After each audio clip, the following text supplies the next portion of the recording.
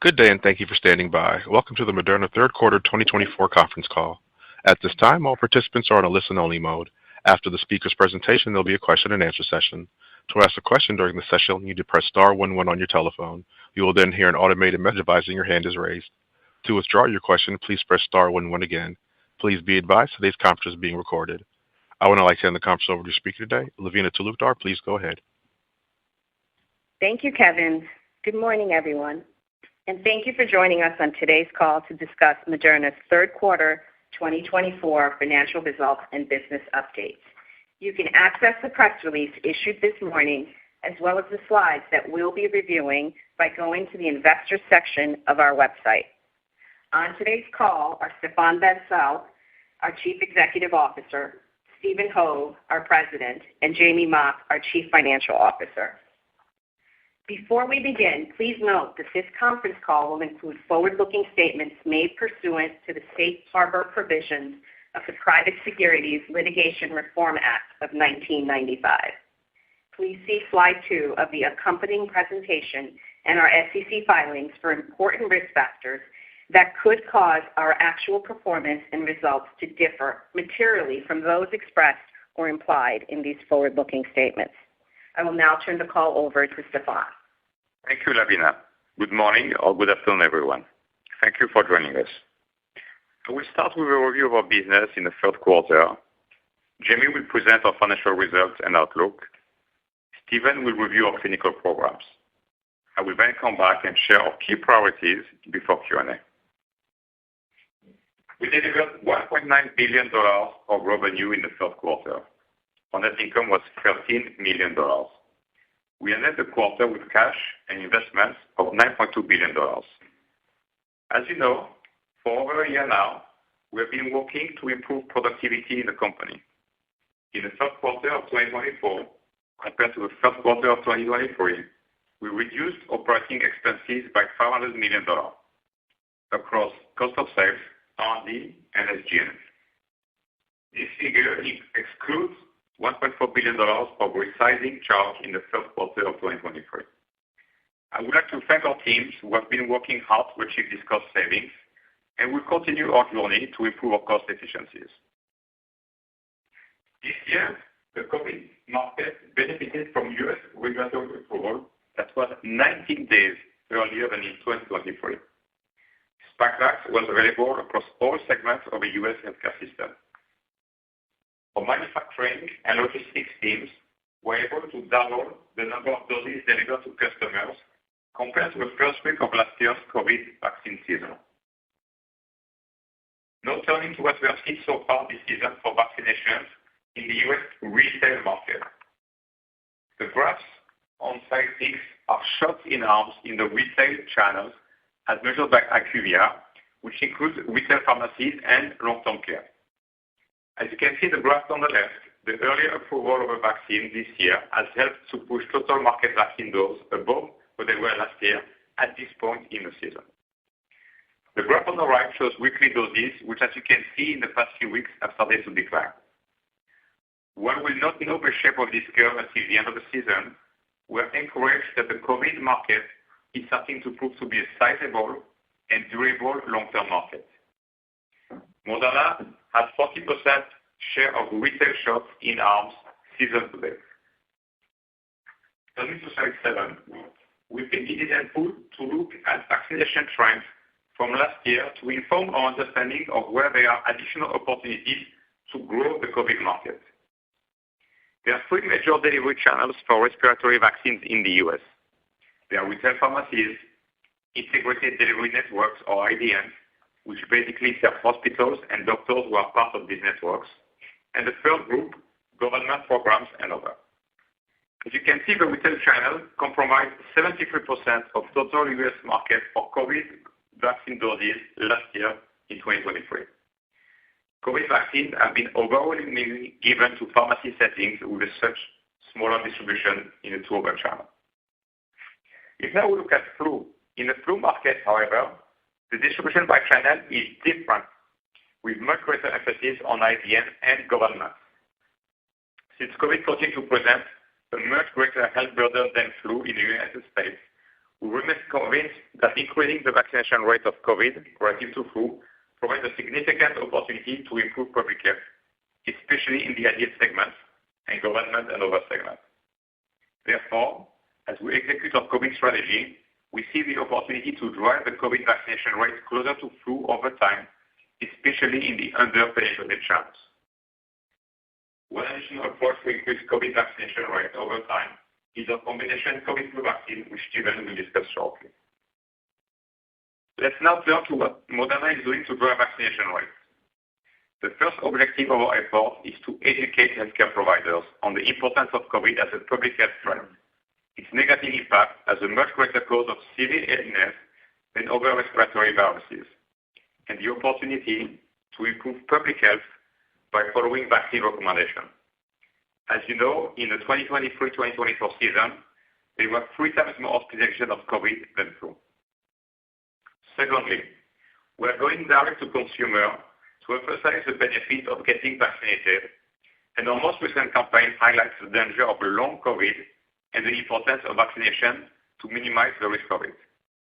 Additionally, public health authorities, including the CDC, recognize the importance of vaccination, which is reflected by the most recent ACIP recommendation for additional COVID doses for immunocompromised people and those 65 and older in the spring of 2025. Moving on to RSV. Moderna's third quarter MRNA sales were $10 million. This was below expectations going into 2024. Unfortunately, the timing of approval and recommendation by the CDC or MRNA resulted in us missing most of contracting season. Additionally, the substantial buildup of inventory in the channel by competitors prior to our launch has had a negative impact on our sales. Looking to 2025, we believe that we'll be able to participate from the beginning of the contracting season in the U.S. We're also filing for approval of a broader MRNA label that will allow to address the 18 to 59-year-old high-risk population. Additionally, we see the potential for market expansion if regulators recommend revaccination. And finally, we are now starting to receive approval outside the U.S., and we expect to have sales in those markets in 2025. I am delighted to welcome Abbas Hussain to the Moderna Board of Directors. Abbas has strong commercial background, which makes him a great addition to our board. He has more than 25 years of commercial experience, more recently as CFO of Vifor, and before that, as Chief Commercial Officer of GSK. Abbas is an ideal board member to guide Moderna forward as we continue to advance our broad portfolio of products towards commercialization in the next few years. We very much look forward to working with Abbas in the years ahead. Finally, I am very pleased to announce the expansion of Moderna Executive Committee, expanding the responsibilities of 2 current members of the team and adding 2 new members to the team to help us ensure we execute our strategy and deliver on our missions to patients. First, Stephen will expand his role to include oversight of a full commercial organization, which was previously divided between he and I.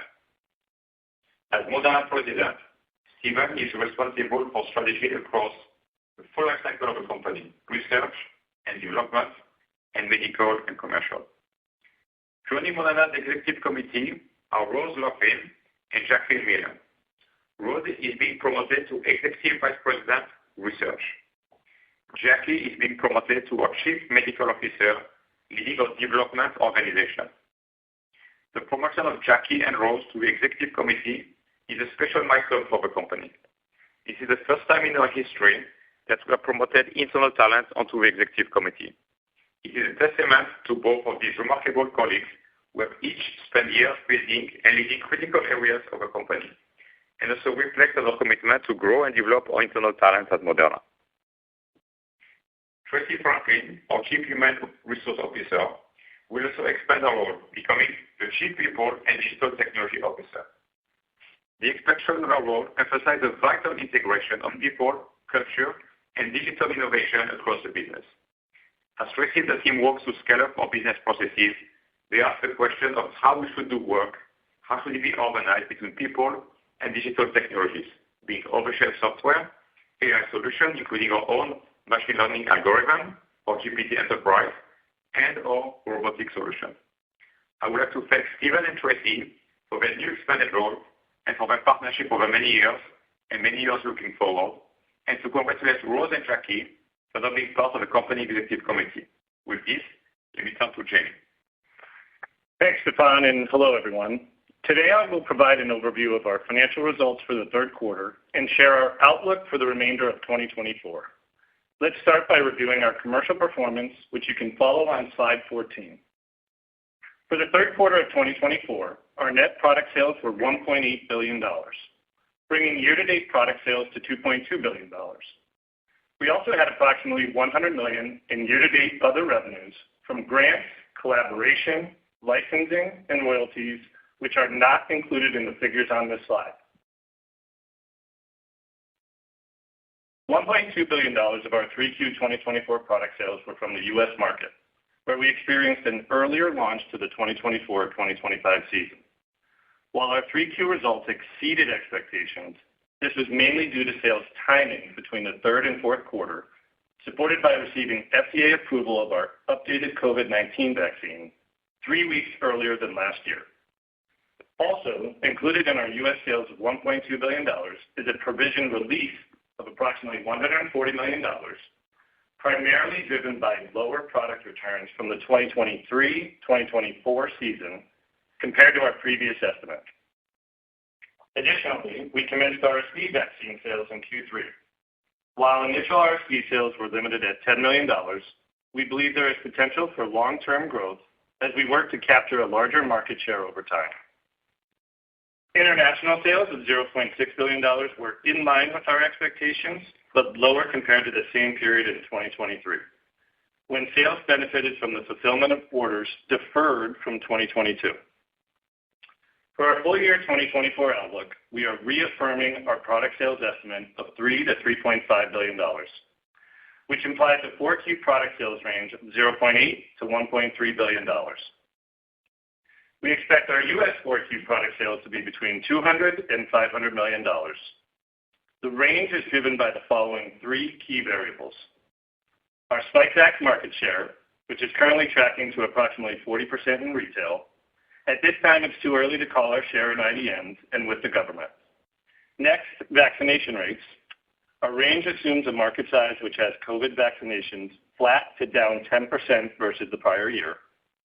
Finally, our performance in and the ultimate size of the RSV market in 2024. To summarize, if our retail market share remains constant at 40% and the U.S. market finishes this season down 10% compared to last year, and there is no uptick in RSV sales, we expect to be on the low end of this sales range. We expect our international 4Q product sales to be between $600 and $800 million. We have a tighter range on our international sales, as most of these sales are for contracted volume and confirmed orders. The final international sales amount will be dependent upon revenue recognition timing and our performance in a few specific markets. Moving to slide 15, I will talk about our 3Q financial results in more detail. Net product sales for Q3 were $1.8 billion, as I just discussed on the prior page. Our cost of sales for 3Q 2024 was $514 million, representing 28% of net product sales for the quarter.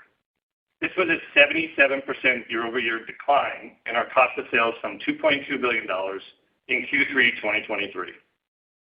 As a reminder, last year we undertook a strategic initiative to restructure our manufacturing footprint and recorded $1.4 billion of charges in 3Q 2023, from inventory write-downs, CMO wind-down costs, and cancellation fees.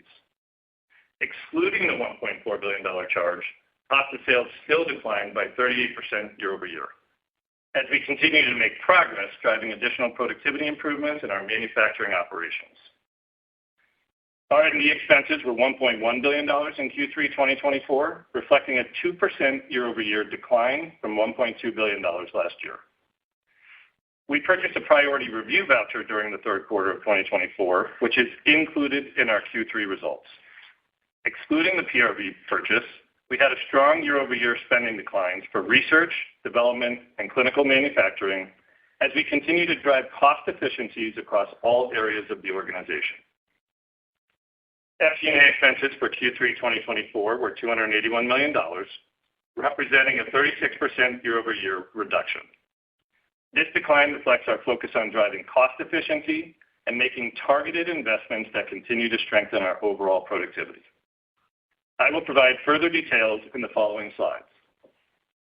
We recognized an income tax of $8 million for the third quarter, a significant reduction from the $1.7 billion in the same period last year. The decrease was largely attributable to the establishment of a $1.7 billion valuation allowance on deferred tax assets in Q3 2023. The valuation allowance has remained in place since its initial recognition and continues to impact our tax expense. Our net income for the period was $13 million, a notable improvement from the net loss of $3.6 billion recorded in Q3 2023.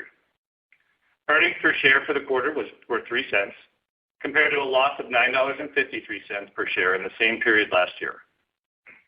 We ended the quarter with cash and investments totaling $9.2 billion, down from $10.8 billion at the end of Q2, primarily due to ongoing research and development expenses and operating activities. Moving to slide 16, I want to provide additional detail on the cost reductions we are driving across the company. As discussed on previous calls, as a platform company, we are building a unique operating model. And over the last few years, we have invested purposefully into people, processes, and technologies to build foundational capabilities that will allow us to scale efficiently. We continue to see these efficiency gains in our 2024 results. As mentioned on the previous slide, we reduced 3Q SG&A expenses by 36% year-over-year.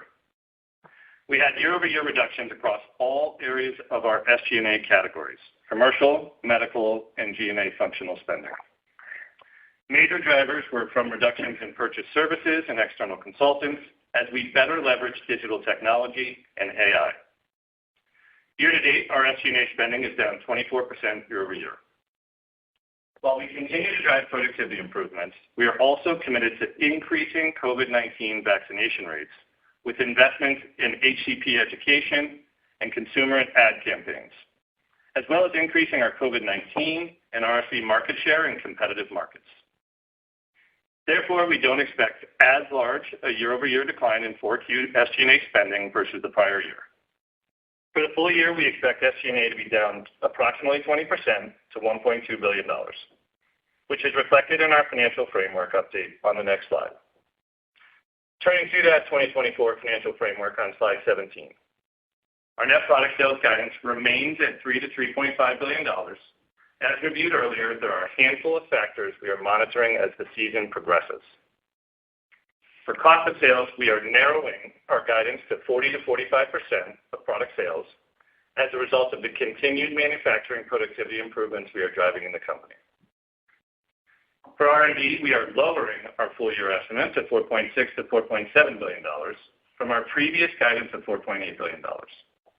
The reduction is due to cost savings from productivity improvements as well as clinical study timing.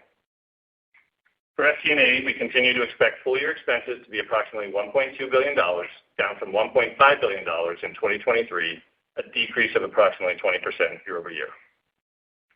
We continue to expect taxes to be negligible in 2024, and we are updating our capital expenditures outlook to approximately $1.2 billion, which reflects the purchase of our Norwood campus from our landlord for approximately $400 million, partially offset by approximately $100 million of other CapEx reductions. The purchase of this highly strategic asset allows us full control to expand and build out the campus to drive future productivity and innovation. We anticipate this transaction will close in December. We continue to expect ending 2024 with approximately $9 billion of cash and investments. The additional cash outlay for purchasing our Norwood campus will be offset by reductions in our cost of sales, R&D, and other capital expenditures. Based on our 3Q actual product sales of $1.8 billion, we have strong visibility into our expected cash collection timing from our customers in 4Q. With that, I will now hand the call over to Stephen. Thank you, Jamey, and good morning or good afternoon, everyone. Today, I'll do a quick review of our pipeline. At our R&D event in September, we discussed our focus on 10 product approvals over the next 3 years. Today, I will briefly summarize the status of those programs. Starting with our respiratory vaccines portfolio. For our next-generation COVID vaccine, mRNA-1283, we are pleased with the positive Phase 3 safety, immunogenicity, and vaccine efficacy data we presented at R&D Day, including a 13.5% higher vaccine efficacy compared to Spikevax in participants aged 65 and older in that study. As previously shared, we intend to file mRNA-1283 for approval in 2024 and will use a priority review voucher. For our RSV vaccine, mRNA-1345, we also shared positive safety and immunogenicity data from our Phase 3 trial in participants 18 to 59 years old who are at high risk from RSV. We are also using a priority review voucher for this program, which we intend to submit this year. We also shared positive Phase 3 data from our combination flu COVID vaccine, mRNA-1083, and intend to file for approval in 2024, subject to ongoing discussions with FDA. We've decided not to use a priority review voucher for this program, given the timing of submission and the potential launch relative to the respiratory virus season in 2025. We will announce PDUFA dates for these programs if and when they are confirmed by the FDA. Moving now to our standalone flu program, mRNA-1010, we have initiated and substantially enrolled the first season of our Phase 3 vaccine efficacy study. As a reminder, this Phase 3 study is funded within our project financing agreement with Blackstone Life Sciences. Slide 20 shows the study design for that Phase 3 standalone flu vaccine. This is a randomized, observer-blind, active controlled study for mRNA-1010 against a standard dose comparator. It is designed to be enrolled over 2 seasons, so the study has the possibility to declare early success after a single season. Now turning to our non-respiratory portfolio, starting with our latent and other virus vaccines. For our CMV vaccine, we continue to expect that we will accrue the 81 cases required for the interim analysis in our Phase 3 study by the end of this year. Following the accrual of these cases, the Data Safety and Monitoring Board will conduct a statistical analysis. Should they recommend unblinding at the interim analysis, we will share those results. For norovirus, I'm happy to announce that we are rapidly enrolling our Phase 3 trial. In a moment, I will take you through this design of that norovirus Phase 3 study. In oncology, we and our partner Merck have initiated a Phase 3 trial evaluating adjuvant INT, or mRNA-4157, in combination with Keytruda after neoadjuvant Keytruda and chemotherapy in patients with certain types of resected non-small cell lung cancer. This is the second Phase 3 trial for INT in non-small cell lung cancer and is targeting patients who may not respond to neoadjuvant therapy alone.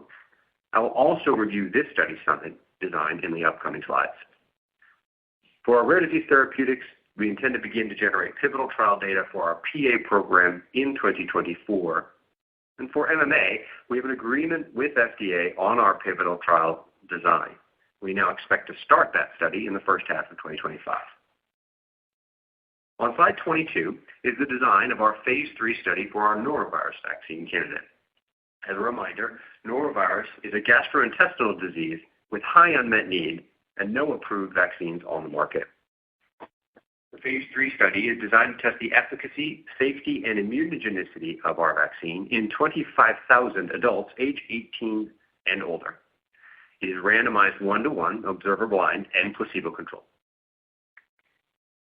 Turning now to the trial design for our second Phase 3 study in non-small cell lung cancer for INT in collaboration with Merck, which complements the Phase 3 INTerpath-002 trial. This Phase 3 study, called INTerpath-009, will enroll more than 1,200 patients with stage 2 to 3B non-small cell lung cancer without an EGFR mutation and who are able to undergo surgery. These patients will receive neoadjuvant therapy of Keytruda plus chemotherapy, followed by surgery. Following surgery, the study will randomize approximately 680 patients who have not achieved a pathologic complete response into 2 arms, combination of INT plus Keytruda or Keytruda plus placebo. The primary endpoint for the study is disease-free survival, and the secondary endpoints include distant metastasis-free survival and overall survival. With that, I will now turn the call back over to Stéphane. Thank you, Stephen and Jamie. During R&D Day in September, we shared the company priorities. Priority 1, to drive sales of approved products, Spikevax and MRNA. Priority 2, focus on our late-stage pipeline, where we believe we can have up to 10 product approvals over the next 3 years, and which will be drivers of sales growth. Priority 3, to deliver cost efficiency across the business and slow the pace of R&D investments, reducing annual R&D expenses by $1.1 billion starting in 2027. Our first priority is to drive sales of Spikevax and MRNA, which we believe are the foundation of our respiratory vaccine portfolio. We will continue to work with all market channels to maximize Spikevax availability. We are focusing on marketing and medical education to try to drive the COVID vaccination rate closer to that of flu over time. Internationally, we plan to bring manufacturing plants online in the UK, in Canada, and in Australia in 2025, and then start to fulfill multi-year contracts in those countries. And with a full season of RSV contracting in the US and other countries in 2025, we expect to increase MRNA sales and market share. We are focused on delivering up to 10 product approvals over the next 3 years, which we believe will drive sales growth and fund the next wave of R&D investment. For 8 of these programs, we have near-term milestones. For CMV, we expect to trigger the interim analysis for phase 3 vaccine efficacy study by the end of this year. We're looking forward to those results. For PNMMA, we plan to initiate pivotal studies. Our norovirus and flu phase 3 vaccine efficacy studies are now underway. Finally, we intend to file 3 products in 2024 for next-gen COVID vaccine, for RSV vaccine for high-risk 18 to 59-year-olds, and our combination COVID flu vaccine, which is subject to ongoing discussions with the US FDA. We will continue to focus on improving efficiency by keeping our R&D and SG&A expenses flat to down in 2025. And as demonstrated in the quarter, we're making progress on our cost-saving initiatives already. By 2027, we expect to decrease annual R&D expenses by $1.1 billion. On the cost of sales, we'll continue to drive efficiency, and we expect to achieve operating leverage that we outlined in the framework we shared previously. We have 2 products approved that help protect people every day.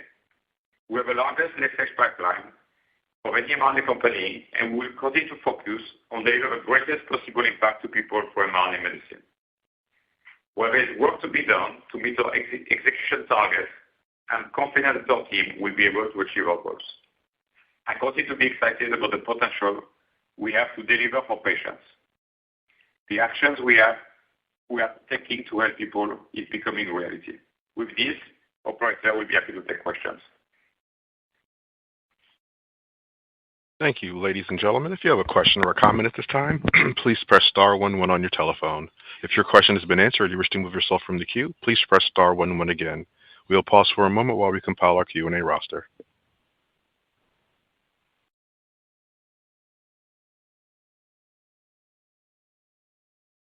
Our first question comes from Salveen Richter with Goldman Sachs. Your line is open. Thank you. Good morning. 2 questions from me. One is, can you speak to the source of the rest of world revenue generated in the third quarter and expected in fourth quarter with regard to which countries are contributing here and these contracts that, should you expect them to recur in 2025? And then separately on CMV, you talked about the DSMB. You'll share the results of the DSMB recommends unblinding. Can you speak more to that as to whether we will actually get interim data provided to us, or we're going to have to wait for the full analysis here? Thank you. Sure. Thanks for the question, Salveen. I'll take the first one in terms of rest of world revenue. So without getting into too much specifics, I think we're establishing a presence in the United Kingdom, in Canada, in Australia. We announced an order in Brazil. And so that's been the balance will be shipped either in the third quarter or in the fourth quarter. And when we look at the fourth quarter of the $600 million on the low end, the large majority of that is contracted with those countries and others, but I just wanted to name a few. As we look to 2025, I think we mentioned at R&D Day that there will be a decline in some of those countries. And then it will then uptick. Our anticipation is that it will uptick in 2026 based upon the contracts that we have in certain countries. So that's a little bit on the rest of the world split. And on the CMV question, if the DSMV recommends unblinding to the sponsor at the first interim analysis, to your question, that would be because we met the criteria for vaccine efficacy. And obviously, we would share those results if we receive them. There is a chance that the DSMV will not recommend unblinding, which would mean perhaps that we did not make statistical significance in that first interim analysis and be going then to the final analysis, which could happen quite quickly. And depending upon the conditions of that communication and the timing of that final analysis, we may or may not be communicating right then about the fact that we're waiting for that final analysis. But we would, in any event, if the DSMB recommended unblinding, share those results. Thank you. Our next question comes from Ellie Merle with UBS. Your line is open. Hey guys, thanks for taking the question. Just another one on how to think about the ex-US COVID revenues. In the past, you've talked about some contracts with some countries for guaranteed purchases, like some even throughout the end of the decade. Maybe can you just, in broad strokes, characterize the size of some of these contracts that you have outstanding ex-US, and I guess what's essentially guaranteed from a revenue perspective here in terms of some of these ex-US contracts, sort of if you have a sense of maybe like what the minimum sales ex-US could be in certain years going forward based on that. And then just a second follow-up on CMV. I think you alluded to this in the last answer, but maybe just in terms of the like rate of accruals, I guess what's your latest expectation in terms of the time frame between when you will accrue the number of events to trigger the interim versus the number of events to trigger the final analysis, just the timing between those two? Thanks. Yeah, sure. So I'll take the first part, Ellie. So in terms of the contract that we have with some of these countries, we're not going to disclose the specifics. But what I will say is that as we add products over time, you can imagine that the amount of the minimum purchase commitment will grow over time. So that's why, as I just mentioned in my prior response, that it will drop in 2025 and then start to grow in 2026. But I don't think we're going to disclose anything more than that. On the question on CMV and the timing of case accrual, it is coming quite steadily right now. And in fact, we do have a bit of a backlog of case confirmation that we are working through. There's multiple steps that have to go and multiple testing to validate a case. And so we actually, obviously we don't control the rate of case accrual, but we do expect that if we are going to that final analysis, that it won't be a very long period of time between, and it actually could happen quite quickly. Great, thanks. Our next question comes from Gina Wang with Barclays. Your line is open. Thank you. I have two questions. One is regarding the commercial questions. If we calculate $1.2 billion U.S. revenue and accumulate 19 million U.S. doses, is the calculation like $63 per dose as a net price is the right way to think about it? And then regarding the reserve return, could you provide a final reserve return from last winter season?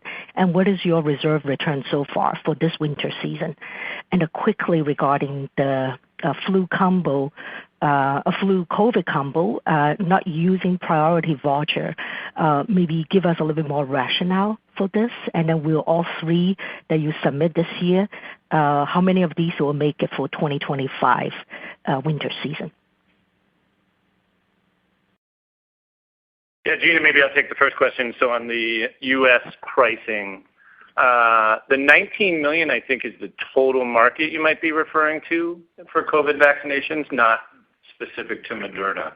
That said, the pricing that you're talking about, we won't specifically disclose, but is not that far off. On the pipeline questions, Gina, thank you for both. So first on the priority review voucher for the flu COVID combo. Given where we are in terms of timing of this year and relative timing of the contracting season for flu vaccines, We no longer think it makes sense to use a priority review voucher to try and accelerate that process because ultimately we believe we would miss the contracting season. For that reason, we'll hold back that PRV and use it for a different product in the future. As far as the submissions, as we confirmed today, we are expecting the other two submissions to go forward with priority review vouchers.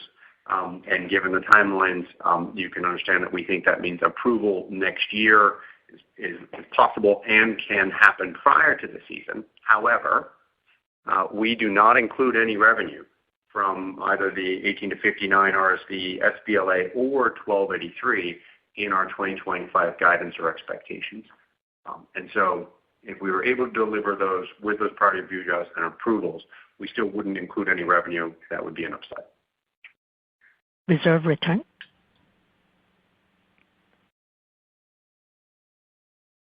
Sorry, could you repeat the question, Gina? I missed the sales return part. Yeah, sure. Reserve return is that, could you provide the final reserve return from last winter season? Because I know you initially booked over $500 million, and then you need to adjust it to see the final numbers. So if you could provide that final numbers, and what is your reserve return assumption so far for this winter season? Yeah. So as I mentioned in my prepared remarks, that we released in the quarter about $140 million, primarily driven from returns reserves being lower than our prior estimate. So that 500 plus went down to, let's say, $400 million for the prior season. So we learned from that and continue to forecast what an anticipated product returns reserve is for this season, and we will continue to monitor it as we look at vaccination rates throughout the entire quarter and what we project into the first quarter of next year. Thank you. Our next question comes from Michael Yee with Jefferies. Your line is open. Thank you. 2 questions, not 10, but on the combo, I know that you say you're in discussions with the FDA. Can you just clarify what are the different factors that are contributing to why you have maybe lack of confidence on filing, or I guess not certainty on filing the combo? For example, would there be an infection study that has to be run? I think it's a little unclear to us on the combo. And then on RSV, I think the market had anticipated this was going to be a big market. However, obviously there is a lot of dynamics going on there. Can you maybe comment on whether you think there will be a change to this market and what would give you confidence that you're going to actually be a player here, given you've already given your current position now and where your guidance is for 2025? Thank you. Thank you for both questions. So first on I'll take the combo, and I think Stéphane will take the question on RSV. So first, we are in discussions with the FDA. The data for 1083, as you'll remember, came sort of middle of this year, and so we've only more recently had the opportunities to be sharing that and engage in discussions about what would be in the BLA for accelerated approval of 1083 based on the immunogenicity results. I would not comment on those discussions back and forth. We continue to work closely with the agency to understand what they would like to see in that. We continue to believe, as we said today, that we will be submitting for approval this year, although those conversations are ongoing, and we'll update as they proceed forward. The decision not to use the priority review voucher became one about the timing of that approval, and ultimately our view that we would miss the contracting season for influenza, and therefore it didn't make sense to do that. But by withdrawing the priority review voucher, we also allow for a more fulsome time for review, which is also obviously the benefit of ourselves and the agency. And on the RSV, Mike, I think there's a few things. As you know, the market has been much lower than last year and much lower than people anticipated. Obviously, the new CDC guidelines that came out in the June timeframe impacted that. The other piece we are hearing from customers is that they're really focused on making sure people get COVID through vaccination right now. So I think it's going to be quite interesting to see what happens in Q1 potentially, and thus the shape of the curve of RSV looks different than what we saw in the previous season. So that's to be seen. The other piece is because through contracting and because of what happened last year, and as you know, contracting happened before the CDC guideline, there's quite a lot of volume in the channel, whether both at the retailers themselves and in the wholesalers. And so, of course, with a much lower market and a large inventory in the customer's hand, both wholesaler and retail pharmacies, as you can imagine, it's taking quite some time to go through that inventory. And so we think that there's an interesting question about the market dynamic in terms of timing. Again, with Q1 being a more important timing for RSV moving forward, it's a question to be seen.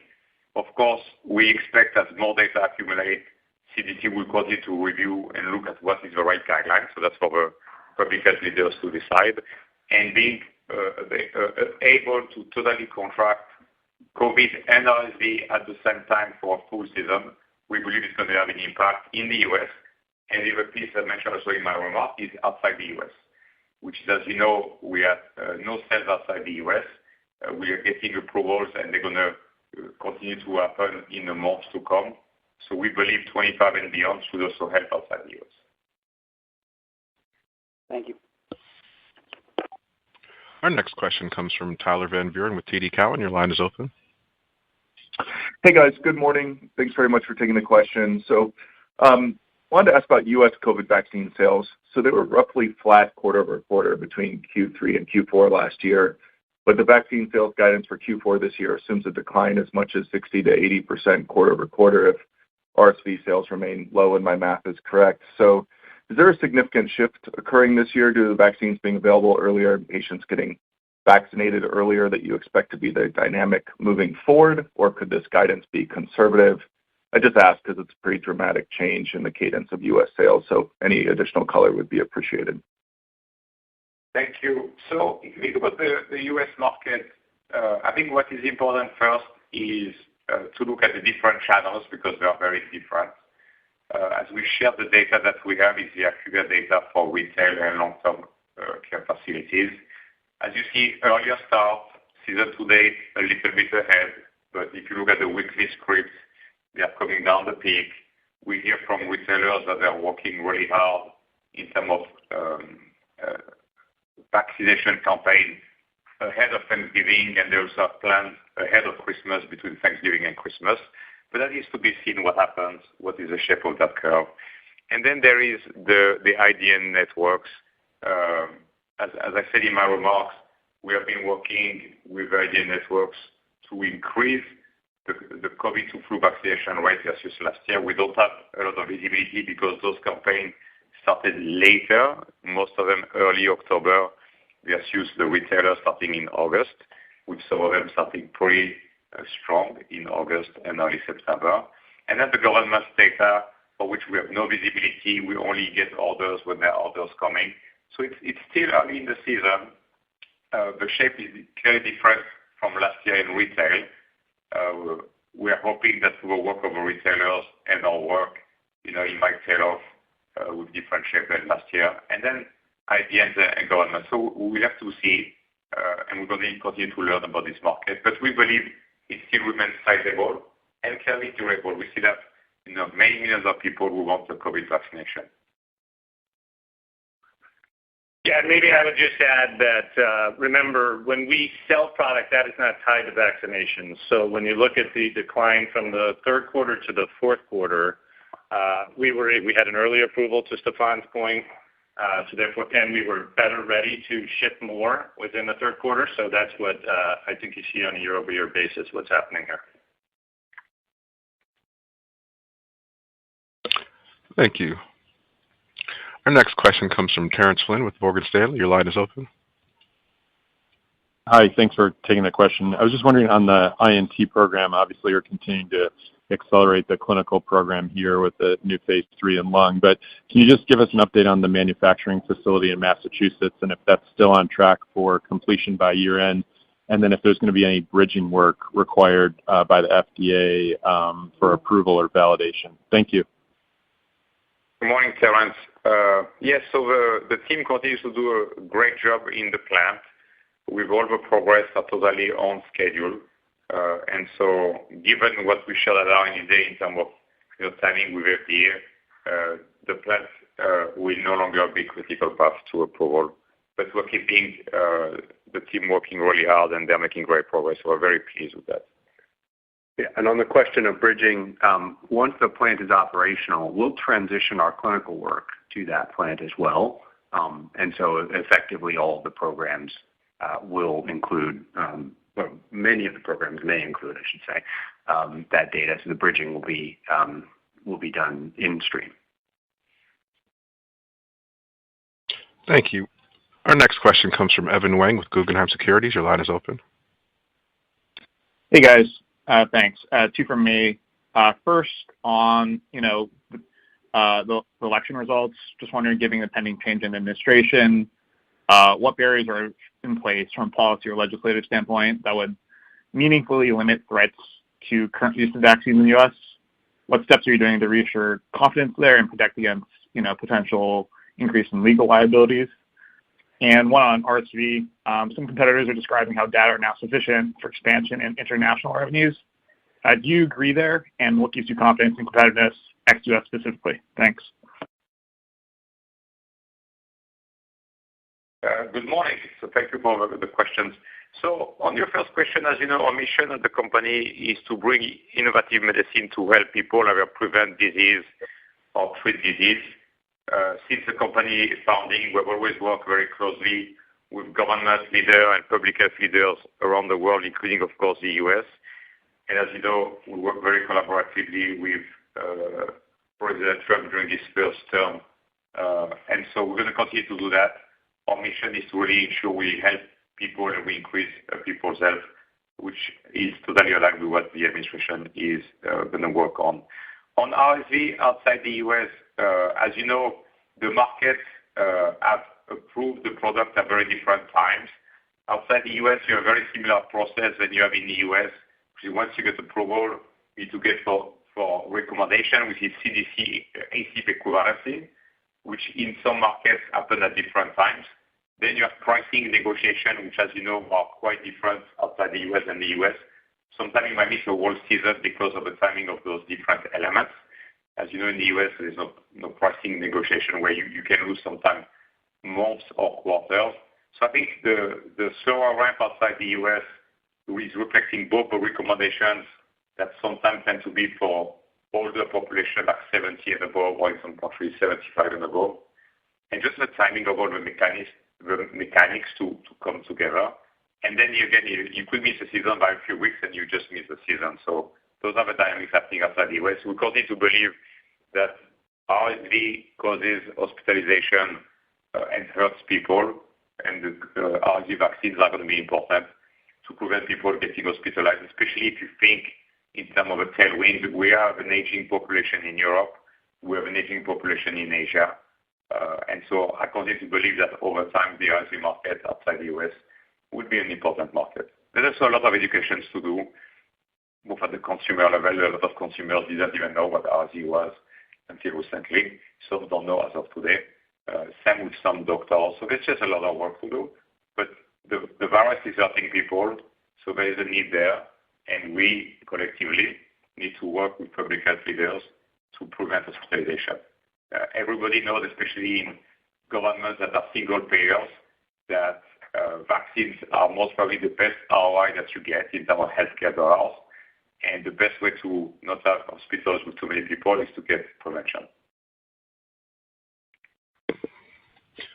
Thank you. Our next question comes from Edward Tenthoff with Piper Sandler. Your line is open. Great. Thank you very much. I appreciate all the time and all the detail.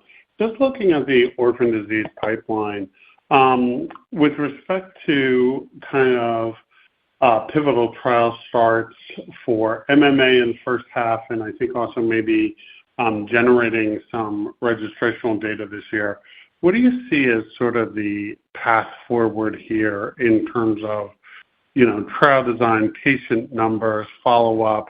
When do you think we could actually see these two data that could lead to the filing here? Thank you.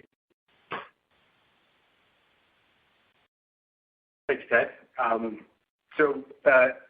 In both cases, we'll be moving forward, as we said, either presently or very quickly in 2025 in the case of MMA into those pivotal study designs. The answer is a little bit different for both.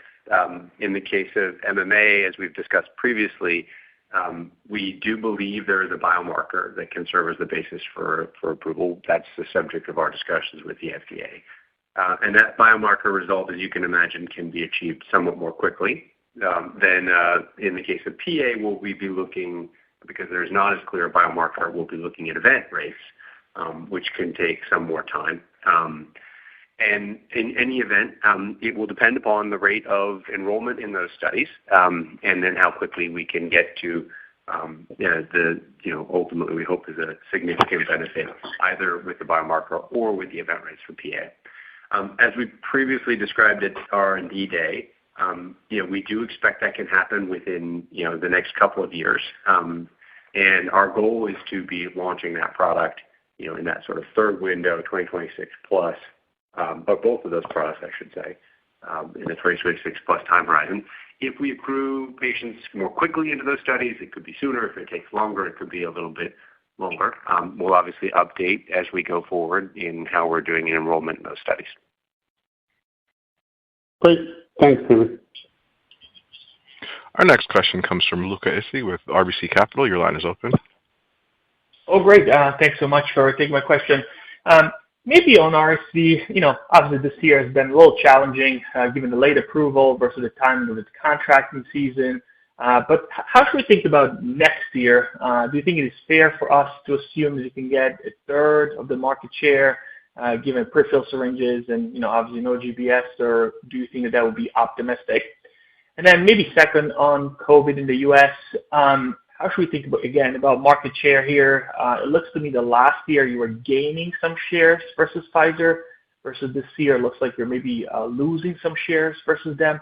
So wondering if you can offer any additional color on that. Thanks so much. Sure. So on RSV,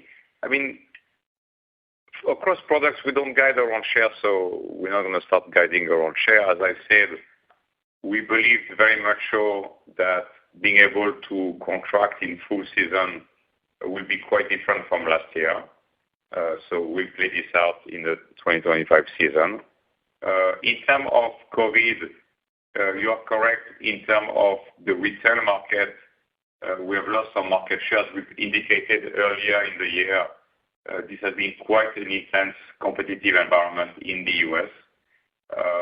What we don't know yet is the share in in IDN and government. We'll get a good sense about the share holistically at the end of the season. So that's a bit where we are at this stage. Thank you. Thanks so much. Our next question comes from Courtney Breen with Bernstein. Your line is open. Fantastic. Thanks so much for the time today. Appreciate getting a question in. The first one that I wanted to ask was just around the INT. Obviously, you have just initiated this new 009 trial in non-small cell lung cancer that has the chemo combo preceding the INT. There's a few different reasons as to why you might be running the trial that way. It could be that you're seeing kind of the current paradigm is falling in the direction of chemo combination. There's a scientific belief that INT works well in the post-chemo space, or kind of just about practical timing for INT preparation. Can you give some context to that particular trial design? And then as we think about expansion of this program more broadly to other tumor areas, kind of what's primarily gating that? Is that the scientific signals, or is that manufacturing capacity for the phase 3 development plan? Great. Thank you for both questions. So first, in the non-small cell lung cancer context, there has been a move. It's really evolving standard of care. So there obviously has been a move from just adjuvant towards neoadjuvant use of checkpoints and Keytruda specifically. And there are a number of patients that have a pathologic complete response, a clearance of their tumor, and evidence of that as a result of that neoadjuvant chemo plus Keytruda. And so recognizing that there's a move towards that standard of care, we also want to confirm the potential for INT to benefit those patients. Obviously, you wouldn't be expecting a substantial benefit on those that have had a pathologic complete response, because fortunately they do have very good clearance of their tumor. And so the structure of the study is to obviously enroll patients, allow them to get that treatment, and approximately half, you can see about 680, we would expect to not have had that pathologic complete response. And that's the group that we then randomize and go see whether INT can add, on top of adjuvant at that point, KEYTRUDA, treatment with further KEYTRUDA. And I really think the driver there is a view of where we see potential standard of care moving in the lung cancer space towards neoadjuvant use of KEYTRUDA. There may be other applications, thinking more broadly, where neoadjuvant treatments start to emerge, and we choose to go study the benefit of INT in the neoadjuvant setting, not just in the adjuvant setting.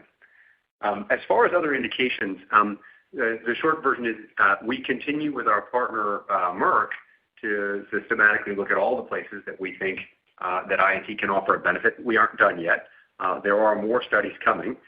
We are pacing ourselves as we stand up those investments, but manufacturing capacity is only one of the considerations. It's not the primary consideration. To some extent, this is about also just pacing the start of these studies. As you can see, we're starting to build quite a large phase 2 and phase 3 program, and we just want to be disciplined about not having too many at the same time. We will continue. We do continue to discuss with our partner Merck additional phase 3 programs. We will start new ones in the coming year that we haven't yet announced. But we will pace ourselves both for manufacturing and just simply the ability to execute and the overall scale of that program. Thank you. Our last question comes from Manos Mastorakis with Deutsche Bank. Your line is open. Thank you. Quick question. Manos Mastorakis from Deutsche Bank on behalf of Emmanuel. So if approved, how quickly do you expect the flu market to transition to combination flu-COVID? And would that be expected to happen in 2025 already, or more of a midterm thing? And secondly, what's the latest update and perspectives you have on the COVID litigation, and in particular GSK's recent lawsuit? Thank you. I'll take the first question on timing. So on flu COVID, obviously it depends upon approval, and it's also dependent upon public health, sort of recommendation. From a purely launch timing perspective and contracting perspective, we do not believe that 2025 is a time when that will happen. That's because a majority in the United States, the majority of the flu contracting is happening really early in the year, in the first quarter of the first half. And for that reason, given the timing of our current submission and approval, we wouldn't expect that to be a 2025 event.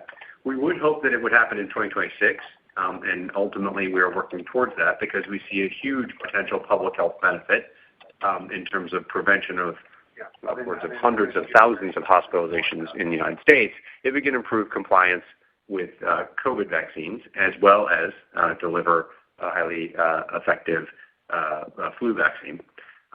But again, the timing of that will be contingent upon a regulatory review process and then ultimate recommendation processes in different markets.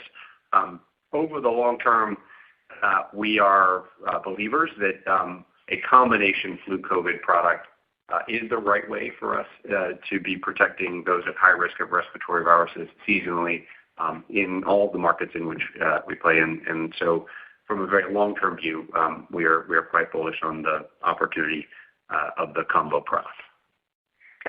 We will not comment on the merit of a GSK case. We would note that such lawsuits are not uncommon during market formation around new technology, and we are prepared to defend ourselves from these claims. We look forward to presenting our case at trial once scheduled.